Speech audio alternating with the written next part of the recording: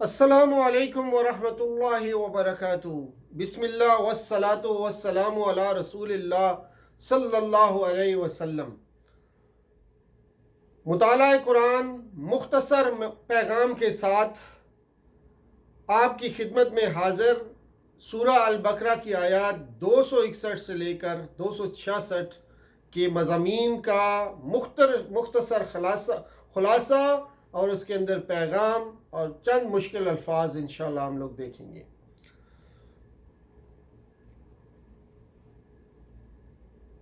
قال اللہ تعالی فی القرآن الحکیم اعوذ باللہ من الشیطان الرجیم بسم اللہ الرحمن الرحیم مثل الذين ينفقون أموالهم في سبيل الله كمثل حبة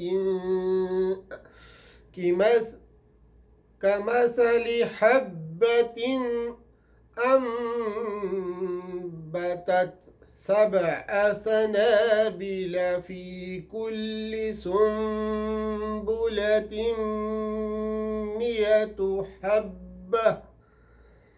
واللہ یضاعف لمن یشاء واللہ واسع علیم۔ اس آیت میں اللہ تعالیٰ نے اپنی راہ میں خرچ کرنے کی زبردست ترغیب دلائی ہے، اور یہاں فی سبیل اللہ سے مراد ہر وہ راستہ ہے جو اللہ تک پہنچائے، جیسے قتال فی سبیل اللہ مسلمانوں کے لیے نفع بخش اعمال، علوم دینیہ کی نشر و اشاعت کرنا، فقراء و مساکین پر خرچ کرنا، اللہ کی راہ میں خرچ کرنا ہے۔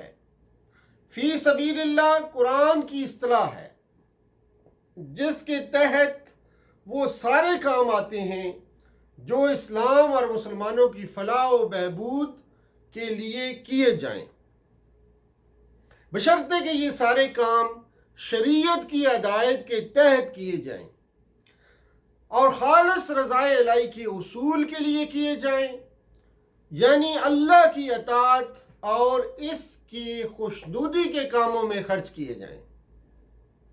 ایسے سارے کام فی سبیل اللہ میں آتے ہیں۔ ان میں سب سے اہم کام جو ہے وہ قتال فی سبیل اللہ میں خرچ کرنا ہے۔ اس انفاق میں نیت کا خلوص جتنا زیادہ ہو اتنا ہی وہ بڑھتا رہے گا۔ صحیح بخاری کتاب الزکوٰۃ میں حضرت ابو ہریرہ رضی اللہ تعالیٰ عنہ کی روایت ہے،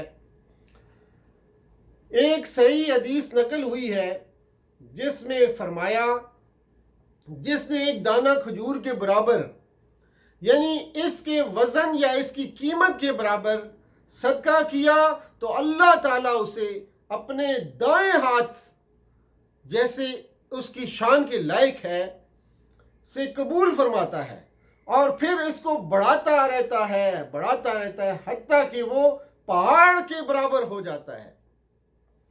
اس آیت میں سبب نزول کے بارے میں مفسرین نے لکھا ہے کہ یہ حضرت عثمان بن عفان اور حضرت عبد الرحمن بن عوف رضی اللہ عنہما کے بارے میں نازل ہوئی تھی۔ جب رسول اللہ صلی اللہ علیہ وآلہ وسلم نے تبوک کے لیے چندہ کا اعلان فرمایا تو حضرت عثمان رضی اللہ عنہ نے 1000 اونٹ بما ساز و سامان کے اور 1000 دینار نقد رسول اللہ صلی اللہ علیہ وآلہ وسلم کی خدمت میں پیش کیے۔ رسول اللہ صلی اللہ علیہ وآلہ وسلم ان دیناروں کو اپنے ہاتھ مبارک سے الٹ پلٹ رہے تھے اور فرما رہے تھے، آج کے بعد ابن عفان جو عمل بھی کرے وہ اسے کوئی نقصان نہیں پہنچا سکے گا۔ اور پھر ان کے لیے اس طرح دعا فرمائی، اے اللہ عثمان کے آج کا دن بلانا نہیں۔ حضرت ابو سعید خدری رضی اللہ تعالی عنہ فرماتے ہیں کہ میں نے رسول اللہ صلی اللہ علیہ وآلہ وسلم کو اس حال میں دیکھا کہ آپ صلی اللہ علیہ وسلم اپنے ہاتھ اٹھائے ہوئے تھے اور فرما رہے تھے، اے عثمان کے رب، میں عثمان سے راضی ہوں، تو بھی اس سے راضی ہو جا۔ اسی طرح حضرت عبد الرحمن بن عوف رضی اللہ عنہ نے 4000 درہم آپ صلی اللہ علیہ وسلم کی خدمت میں پیش کر دیا اور کہنے لگے اے اللہ کے رسول صلی اللہ علیہ وآلہ وسلم، میرے پاس 8000 درہم تھے، ان میں سے میں نے 4000 اپنے اہل و عیال کے لیے رکھ لیے ہیں اور یہ 4000 اللہ کو قرض دے دیے ہیں۔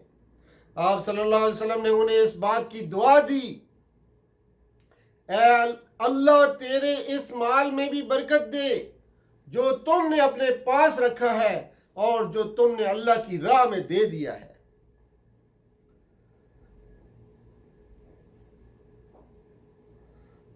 آیت 265 اور 263 میں فرمایا الذین ينفقون اموالهم فی سبیل اللہ ثم لا یتبعون ما انفقوا منا ولا اذى، یعنی کہ وہ لوگ جو اللہ کی راہ میں مال خرچ کرتے ہیں اور خرچ کر کے پھر احسان نہیں جتاتے اور نہ دکھ دیتے ہیں۔ لا یتبعون، اتباع ان سے ہے پیچھا کرنے یا پیچھا لگنے کو کہتے ہیں، مانی ہے پھر اس کا پیچھا نہیں کرتے۔ مننا جو ہے احسان جتانے کو کہتے ہیں، یعنی ریمائنڈرز۔ اذن اذیتن سے ہے، اذیت تکلیف دکھ کو کہتے ہیں، یعنی سم انجری۔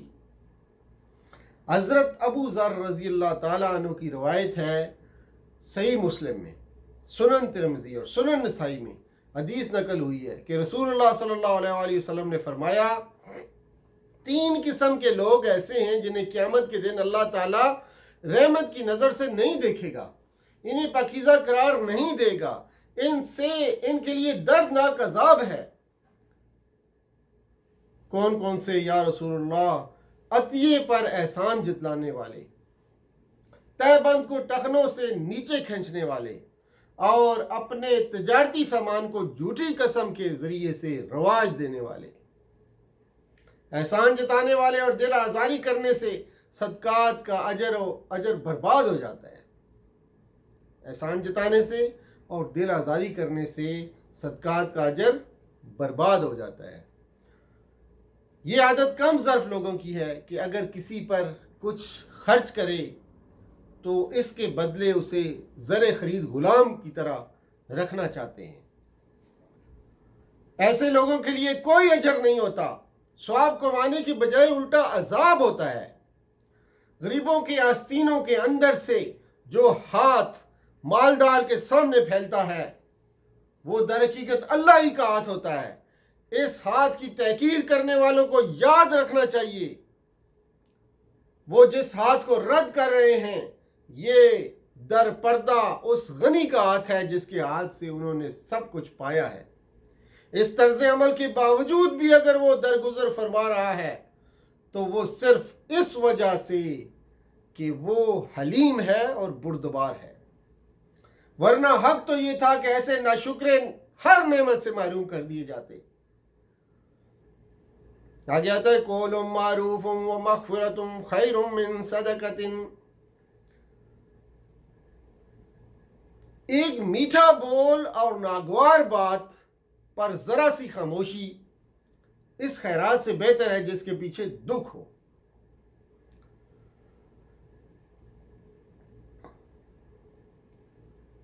فرمایا الذین ينفقون اموالهم فی سبیل اللہ ثم لا یتبعون ما انفقوا منا ولا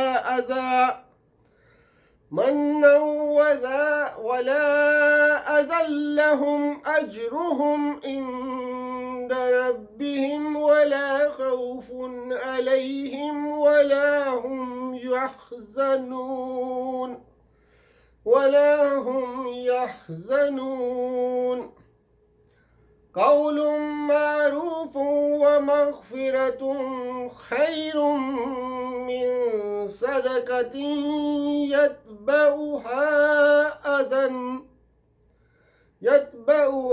أذى واللہ غنی حلیم۔ اگلی آیت 264 میں فرمایا ریاکاری خود اس بات کی دلیل ہے کہ وہ اللہ اور یوم آخرت پر یقین نہیں رکھتا۔ صفوان کے معنی چکنے پتھر کے یا چکنی چٹان کے ہیں۔ وابلن کے معنی ہیں زور کی بارش۔ سلدن کے معنی ہیں سخت اور چکنی چیز، جس سے مراد وہ زمین ہے جہاں کوئی چیز اگتی نہ ہو۔ اس تمثیل میں بارش سے مراد خیرات ہے، چٹان سے مراد اس نیت اور جذبے کی خرابی ہے جس کے ساتھ خیرات کی گئی، مٹی کے ہلکی تہ سے مراد نیکی کی وہ ظاہری شکل ہے جس کے نیچے نیت کی خرابی چھپی ہوئی ہے۔ بارش کا فطری تقاضا ہے کہ اس سے کھیتی نشو و نما پائے، لیکن جب نشو و نما قبول کرنے والی زمین محض برائے نام اوپر ہی اوپر ہو تو بارش مفید ہونے کی بجائے الٹی مضر ہوگی۔ ایسے لوگ اپنے نزدیک خیرات کر کے جو نیکی کماتے ہیں اس سے کچھ بھی ان کے ہاتھ نہیں آتا۔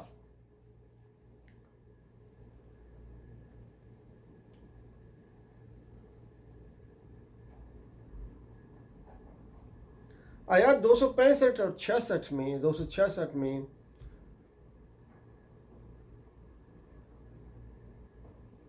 انفاق سے انسان اپنے نفس کی تربیت کر کے اس پر قابو پاتا ہے۔ یہ بتایا گیا کہ انفاق سے انسان اپنے نفس کی تربیت کر کے اس پر قابو پاتا ہے۔ انسان اپنے آپ کو خواہشات نفس کے خلاف چلانے میں جتنا مشتاق ہوتا ہے، جتنا اس کا شوقین ہوتا ہے، اتنا ہی اس کے لیے اللہ کا قرب حاصل کرنا آسان ہوتا ہے۔ اب لفظ استعمال ہوئے ربوتن بلند اور مرتفع زمین، اور وابلن زور کی بارش۔ تلن ہلکی پھوار کو کہتے ہیں۔ زور کی بارش سے مراد وہ خیرات ہے جو انتہائی جذبہ خیر اور کمال درجے کی نیک نیتی کے ساتھ کی جائے۔ ہلکی پھوار سے مراد ایسی خیرات ہے جس کے اندر جذبہ خیر کی شدت نہ ہو۔ آثار گرد باد اور بگولے کو کہتے ہیں۔ آثار جو ہے گرد باد اور بگولے کو کہتے ہیں۔ تو یہ تھیں آج کی آیات جس کا مطالعہ ہم نے پیش کیا۔ سبحان ربک رب العزت عما یصفون وسلام علی المرسلین والحمد للہ رب العالمین، والسلام علیکم ورحمۃ اللہ وبرکاتہ۔